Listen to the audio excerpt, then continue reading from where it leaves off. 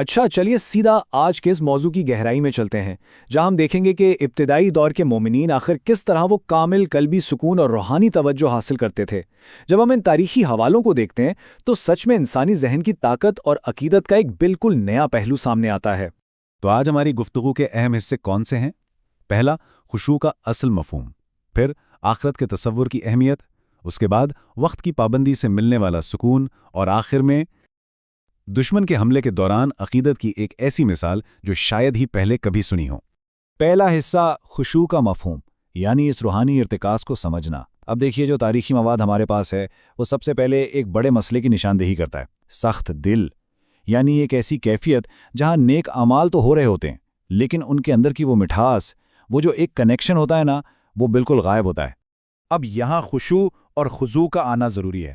اگر یہ مکمل توجہ اور عاجزی نہ ہو تو سچی بات ہے وہ حقیقی خوشی اور سکون مل ہی نہیں سکتا جو عبادت کا اصل انعام ہے۔ خشوع کے بغیر بس یہ ایک جسمانی ورزش بن کر رہ جاتی ہے، روحانیت نہیں۔ اس تصور کو سمجھنے کے لیے ایک بہترین تاریخی مثال دیکھتے ہیں۔ بتایا جاتا ہے کہ جب اللہ نے حضرت موسیٰ علیہ السلام سے ان کی لاٹھی کے بارے میں ایک بالکل سادہ سا سوال کیا تھا تو انہوں نے جان بوجھ کر اپنا جواب لمبا کر دیا۔ کیوں؟ صرف اس لیے کیونکہ رب سے بات کرنے میں انہیں اتنا سکون اور ایسی مٹھاس مل رہی تھی کہ وہ اس گفتگو کو ختم ہی نہیں کرنا چاہتے تھے۔ اور اس اعلیٰ کیفیت تک پہنچنے کے لیے نبی کریم صلی اللہ علیہ وسلم نے ایک زبردست ذہنی خاکہ، ایک فریم ورک دیا۔ فرمایا کہ نماز ایسے پڑھو گویا یہ آخری الوداعی نماز ہے، یعنی ہر قیام، رکوع اور سجدے کو اس طرح محسوس کیا جائے جیسے اس کے بعد کبھی دوسرا موقع ملنا ہی نہیں ہے۔ ذرا سوچئے، یہ صرف ایک نصیحت نہیں ہے، یہ ذہن کو پوری طرح حاضر رکھنے کی ایک کمال کی نفسیاتی ٹیکنیک ہے۔ تو چلیے اب بڑھتے ہیں دوسرے حصے کی طرف، آخرت کا تصور، توجہ کے لیے ایک ذہنی خاکہ۔ اب ہم دیکھیں گے کہ ابتدائی دور کے علماء نے اس الوداعی نصیحت کو آخر ایک پریکٹیکل ذہنی مشق میں کیسے تبدیل کیا۔ حاتم اصم کی مثال بہت دلچسپ ہے۔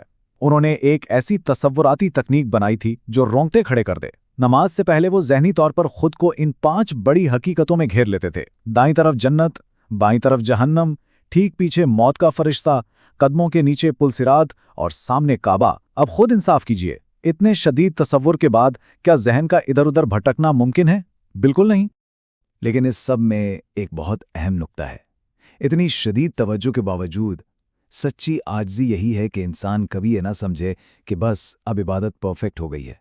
حاتم اصمی یہی کہتے تھے کہ اس سب کے بعد بھی دل میں یہ خوف رہتا تھا کہ پتہ نہیں نماز قبول ہوئی یا رد کر دی گئی، اور حقیقت میں یہی عاجزی تو روحانیت کی اصل جان ہے۔ تیسرا حصہ، وقت کی پابندی کے ذریعے سکون، جلدی پہنچنے کی طاقت۔ اچھا، اب اگر اندر کی دنیا سے نکل کر باہر کی عادتوں کو دیکھیں تو تاریخی حوالوں سے یہ صاف ظاہر ہوتا ہے کہ جسم پر وقت کی پابندی لگانا سیدھا سیدھا ہمارے روحانی سکون پر اثر ڈالتا ہے۔ اور یہ 60 کا ہنسا نہ، یہ کوئی عام نمبر نہیں ہے۔ تاریخ میں سعید بن المسیب کے بارے میں ایسی حیرت انگیز روایات ملتی ہیں کہ انسان دنگ رہ جاتا ہے۔ بتایا گیا ہے کہ وہ مسلسل 60 سال تک، یا چلیے کچھ روایات کے مطابق کم از کم 20 سال تک اذان ہونے سے بھی پہلے مسجد میں موجود ہوتے تھے۔ یہ ڈیڈیکیشن بالکل ناقابل یقین لگتی ہے۔ تو ان حوالوں میں ان دہائیوں پر محیط کوشش کا موازنہ آج کے دور کے ایک چھوٹے سے چیلنج سے کیا گیا ہے۔ اگر کوئی شخص صرف 20 نمازوں کے لیے وقت سے پہلے پہنچنے کی کوشش کرے تو وہ خود دیکھے گا کہ دل کا سکون کیسے بدلتا ہے۔ اس کے لیے بہت ہلکے پھلکے ٹپس ہیں، جیسے الارم سیٹ کر لینا یا اذان سے پہلے اپنا لباس اور جائے نماز تیار رکھنا۔ یہ چھوٹے چھوٹے قدم اٹھا کر ہم اس تاریخی فوکس کو کسی حد تک اپنی آج کی اس تیز رفتار زندگی کا حصہ بنا سکتے۔ اب آتے ہیں چوتھے حصے پر، دشمن کے حملے میں عقیدت، عباد بن بشیر کا واقعہ۔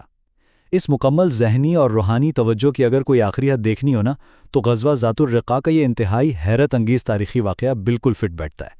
یہ سکھاتا ہے کہ جب عشق اور عقیدت اپنے عروج پر ہوں تو انسان باہر کی دنیا سے کیسے بے نیاز ہو جاتا ہے۔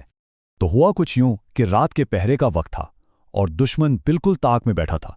عباد اور ان کے ساتھی عمار میں اپنی باری مقرر کی۔ اب ایسی خطرناک رات میں فارغ بیٹھنے کے بجائے عباد نے سوچا کہ اس وقت کو کیوں نہ عبادت میں گزارا جائے، اور ان کے ساتھی پہلی شفٹ میں سو گئے۔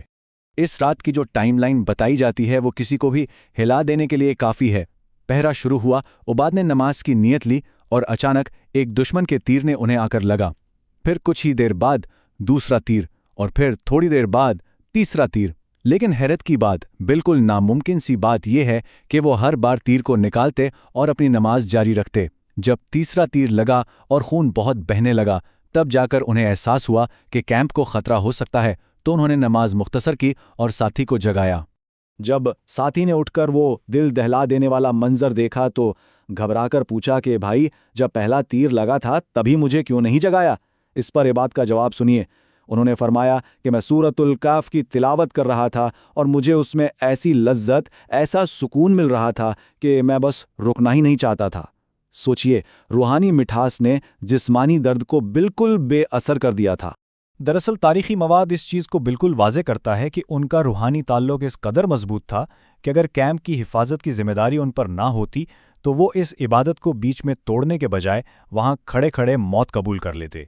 ارتکاز یعنی کانسنٹریشن کی یہ ایسی سطح ہے جسے سمجھنا سچ پوچھے تو آج کے زمانے میں تقریباً ناممکن لگتا ہے۔ اور بس یہی بات ہم سب کو ایک بہت ہی گہری سوچ میں ڈال دیتی ہے۔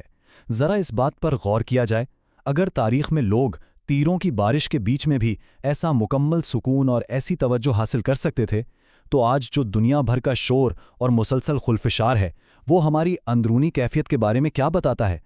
کیا ہم نے واقعی اس قلبی سکون کو ڈھونڈنے کی سچی کوشش کی ہے؟ یہ ایک ایسا سوال ہے جو واقعی ہم سب کو سوچنے پر مجبور کر دیتا ہے۔